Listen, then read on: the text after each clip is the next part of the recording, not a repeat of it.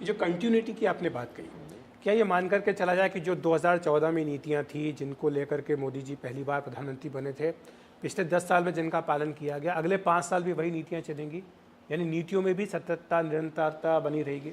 विकास के आयामों के लक्ष्य जैसे जैसे विकास आगे बढ़ता है, आगे बढ़ते चले जाते हैं। जब मोदी जी सरकार में आए तो देश में ईज़ ऑफ गवर्नेंस के विषयों को लेकर के एक अनईजीनेस थी। कारण ये था कि मनमोहन सिंह जी की सरकार पे उस समय अनेक भ्रष्टाचार के आरोप लगे थे। सरकार के अनेक मंत्री जेल जा रहे थे, उनका गठबंधन टूट गया था और देश ने देखा था कि देश लगातार एक निराशा के दौर में था। ऐसे में सहूलियतों के साथ, नए रिफॉर्म्स के साथ, पॉलिसी रिफॉर्म्स के साथ देश को आगे बढ़ा जाए। उसके साथ ही साथ टेक्नोलॉजिकल ट्रांसफॉर्मेशन किया जाए। टेक्नोलॉजिकल ट्रांसफॉर्मेशन का अर्थ है कि गवर्नेंस में जो एक्सेस ऑफ गवर्नमेंट है, जो इकोनॉमिक एम्पावरमेंट है, उसको हम कैसे टेक्नोलॉजिकल माध्यम से आगे बढ़ा सकते हैं। और आपने देखा है कि सरकार ने इसी साल 10 साल जनधन के पूरे होने के मनाए हैं। तो जनधन, आधार और मोबाइल, जो जैम का जो एक त्रिवेणी थी, उस त्रिवेणी के माध्यम से अब जब आगे बढ़ा और उसके बाद देश में अनेक नए कार्य और अनेक नए विषयों को आगे लेकर के निरंतरता के साथ आगे बढ़ा। आज जब देश उस विषय पर आगे बढ़ा है, आधारभूत संरचना की दृष्टि से स्वच्छता के मामले में, आवास के मामले में, सड़कों के मामले में हम बढ़े हैं, तो इंफ्रास्ट्रक्चर के मामले में अंतर्राष्ट्रीय स्तर का इंफ्रास्ट्रक्चर बनने की ओर जा रहे हैं।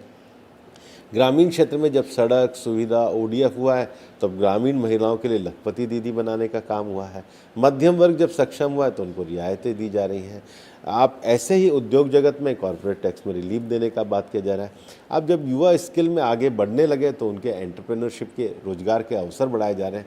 तो ये जो कंटिन्यूटी और कंसिस्टेंसी स्टेटस को नहीं है, ये ग्रोथ की ओर है, ये उसके पर्सपेक्टिव के ग्रोथ की ओर है, उसके थर्ड और फोर्थ स्टेप के लिए आगे जा रहे हैं। मोदी 3.0 का अर्थ है कि हम विकास के तीसरे और बड़े पायदान की ओर जा रहे हैं, जिसमें भारत समानता के लक्ष्यों को प्राप्त करते हुए विकास की ऊंचाइयों को छूने जा रहा है।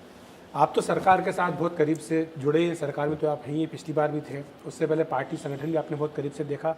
क्या आप कोई अंतर पाते हैं कि पिछली बार अपने बूते बहुमत था, इस बार बहुमत अपने बूते नहीं है बीजेपी का, सहयोगियों के साथ तो खैर है ही, तो इसमें कोई अंतर पाते हैं या कोई लगता है कि कोई दबाव हुआ है? जैसे पिछले 100 दिन को अगर मुड़ करके देखें, कुछ फैसले क्या दबाव के चलते बदलेगा, ऐसा कोई संदेश जा रहा है? ऐसा कोई संदेश नहीं है, कोई फैसले दबाव के अंतर्गत बदले नहीं गए। फैसलों में सततता और निरंतरता जारी है।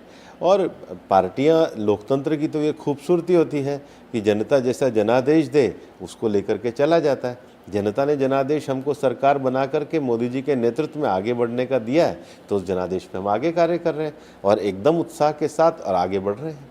जो आलोचक है वो ये कहते हैं कि मोदी जी को गठबंधन सरकार चलाने का अनुभव नहीं है, तो इसलिए उन्हें दिक्कत आएगी जब बहुमत नहीं है। तो इसको आप किस तरह से देखते हैं? आलोचकों को ये पता होना चाहिए कि मोदी जी के पास जब 303 और 282 थे, तब भी उन्होंने गठबंधन के साथियों को लेकर सरकार चलाई। क्योंकि हमारा मानना है कि हम एकाधिकारवादी किसी एक परिवार में यकीन नहीं करते, हम भारत को पूरा परिवार मान के चलते हैं। मुझे अच्छी तरह ध्यान है, जब पिछली बार भी सरकार बनी थी, 300 दिन आई थी, तो प्रधानमंत्री जी ने जब एनडीए के नेताओं को संबोधित किया था, मुझे उनके वाक्य स्मरण है। उन्होंने एक वर्ड दिया था, नारा, नेशनल एम्बिशन और रीजनल एस्पिरेशन।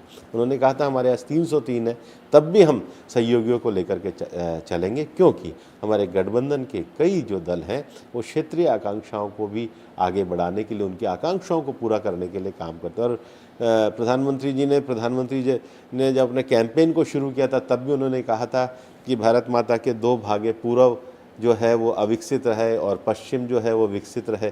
तो उनका जो दृष्टिकोण है वो समान रूप से विकास करने का है। आपको ध्यान है, पिछली बार उन्होंने जो बॉर्डर का गांव था उसकी परिभाषा को बदला। अब लास्ट गांव नहीं है, फर्स्ट गांव होगा। विकास का जो पहला भारत का जो प्रवेश द्वार है, वहाँ से विकास की गंगा बहेगी। तो हमारी पार्टी की फिलॉसफी में, मोदी जी के नेतृत्व में सबको व्यापक रूप से चलने का जो सामाहिक भाव है वो 303 में भी था और आज भी वैसा ही है।